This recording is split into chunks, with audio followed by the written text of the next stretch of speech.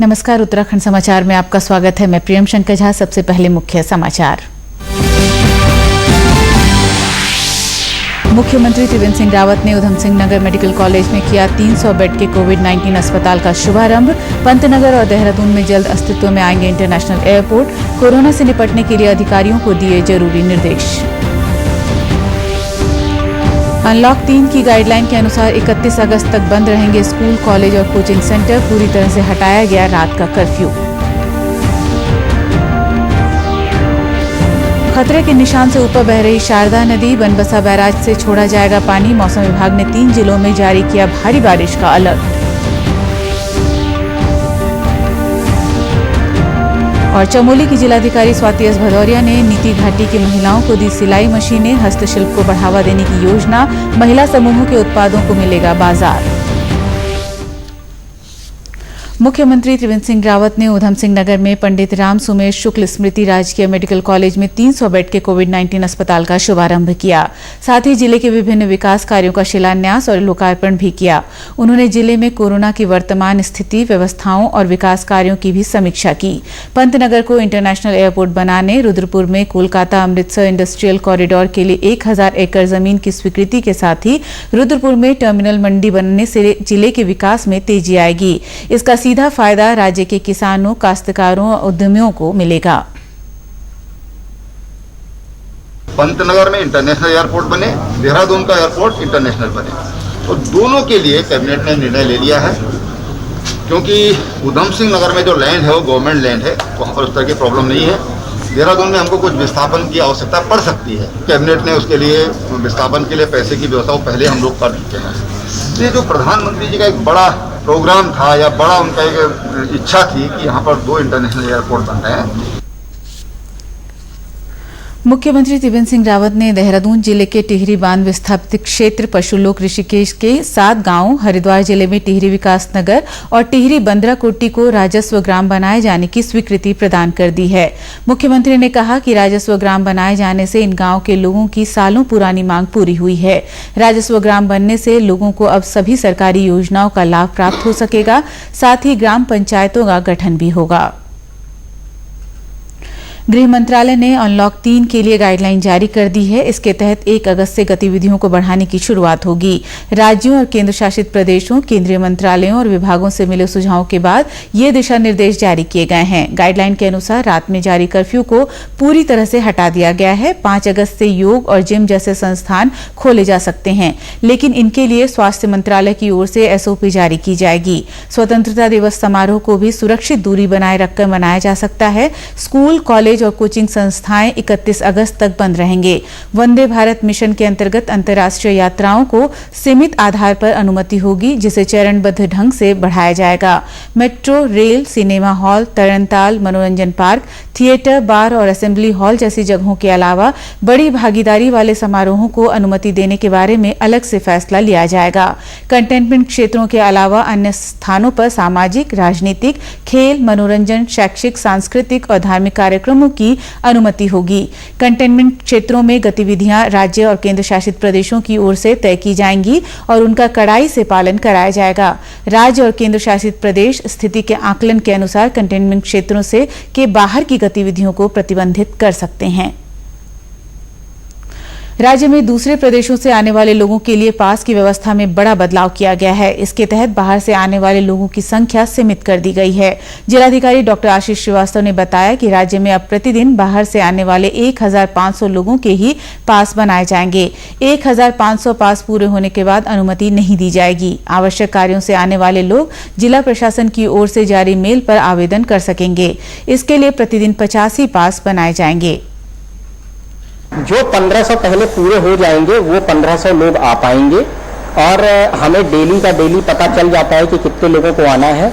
अभी चूंकि एक व्यवस्था हमने बॉर्डर पर भी ये कर दी है कि पास के बाद हम मैनुअल जो एंट्री किया करते थे, अभी हमने उसे शिफ्ट कर दिया है। अपना जो हमारा जीएसटी का बैरियर है वहाँ पर तो वहां पर इंटरनेट की व्यवस्था अच्छी है, तो अब हमने वहां पर भी ये कर दिया है कि ऑनलाइन ही उसी में ही पास नंबर डाल करके वो इमीडिएटली ही उनको चेक करके संबंधित जो वार्ड है उनके जो सर्वेलांस के नोडल है उनके ऐप में वो चला जाता है।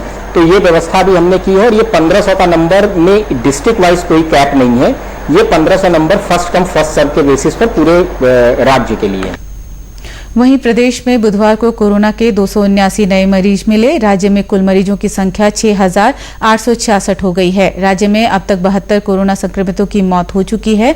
प्रदेश में कुल एक्टिव केस की संख्या 2,945 है और 3,811 लोग स्वस्थ हो चुके हैं।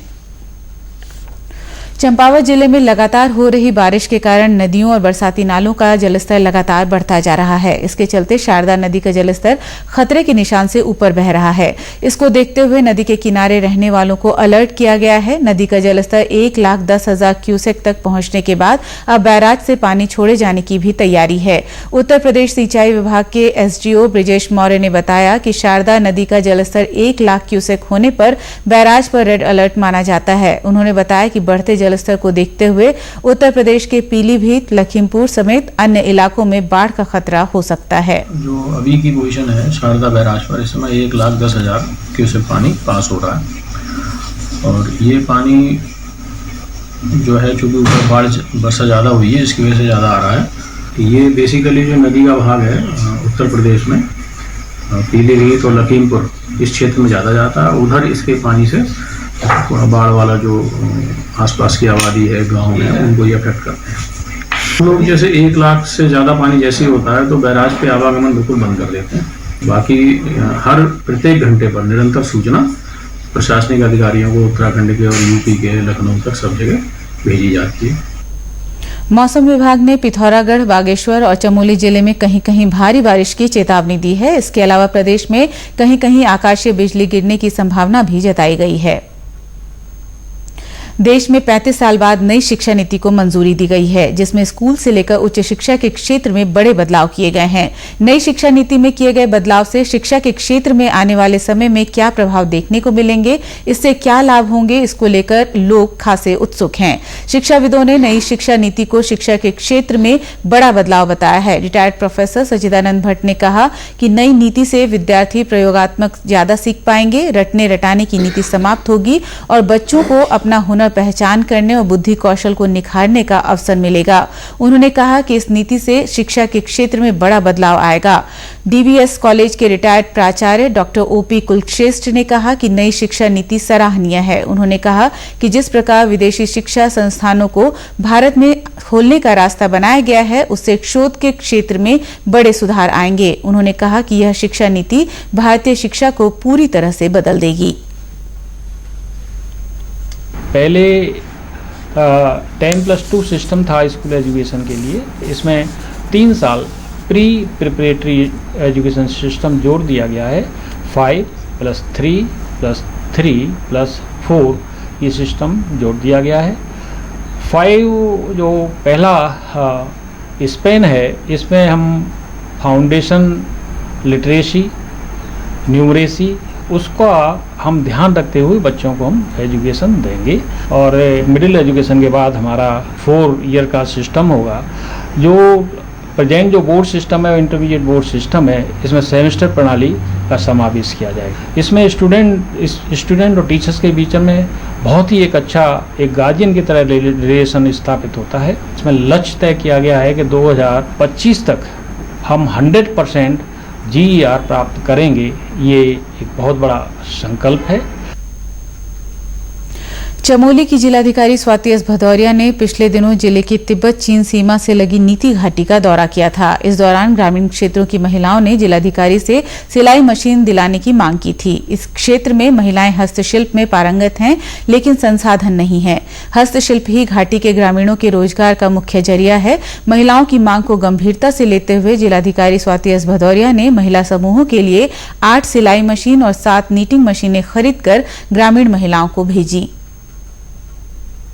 जिला अधिकारी महोदय के द्वारा जो हमें मशीनें मिली है, जिसमें अपने रोजगार करेंगे और अपने बच्चों को आगे बढ़ाने की कोशिश करेंगे। हम सब लोग घर में बेरोजगारी से अपना जीवन व्यतीत कर रहे हैं। महिला समूह से जुड़ी महिलाओं का कहना है कि जिस काम को हाथ से करने में 10 से 15 दिन लगते थे, उस काम को अब 1 दिन में ही कर सकते हैं। इससे उनकी कमाई भी अच्छी होगी। डीएम साहब आई थी, उन्होंने हमको पिछड़ आए हैं और हम बेरोजगार हैं और विधवा महिला भी है और बच्चे हमारे सारे बेरोजगार हैं। आज हमें निटिंग मशीन द्वारा रोजगार मिला। जिलाधिकारी ने कहा कि इससे महिलाओं को अधिक से अधिक परंपरागत वस्त्र तैयार करने में मदद मिलेगी, जिससे महिला समूहों की आजीविका भी बढ़ेगी। उन्होंने कहा कि महिला समूहों के तैयार किए गए वस्त्रों के विपणन की व्यवस्था भी कराई जाएगी। आज निटिंग मशीन से कई सारे समूहों को लगभग 15 मशीन्स निटिंग और सुइंग की मशीन्स उनको दी गई हैं, जिससे कि उनकी आमदनी और ज़्यादा बढ़ सके, उनका प्रोडक्शन कैपेसिटी भी बढ़ सके। और अभी महिलाओं ने ही स्वयं अवगत कराया कि जितना वो अभी 15 दिन में एक स्वेटर बिन पाते हैं और ये मशीन की मदद से वो 1 दिन में एक स्वेटर तैयार कर सकेंगे और इससे उनकी आमदनी काफ़ी बढ़ेगी। अल्मोड़ा के विकासखंड हवालबाग के जोली सीलिंग पंचायत के खड़कुना गांव की महिलाएं पिरुल से राखी बना रही हैं। जीबी पंत राष्ट्रीय विकास संस्थान की ओर से पिरुल और अन्य बेकार पड़ी चीजों को उपयोग में लाकर आजीविका संवर्धन योजना चलाई जा रही है। इसी के तहत खड़कुना गांव की महिलाओं को 4 दिन राखी बनाने का प्रशिक्षण भी दिया गया।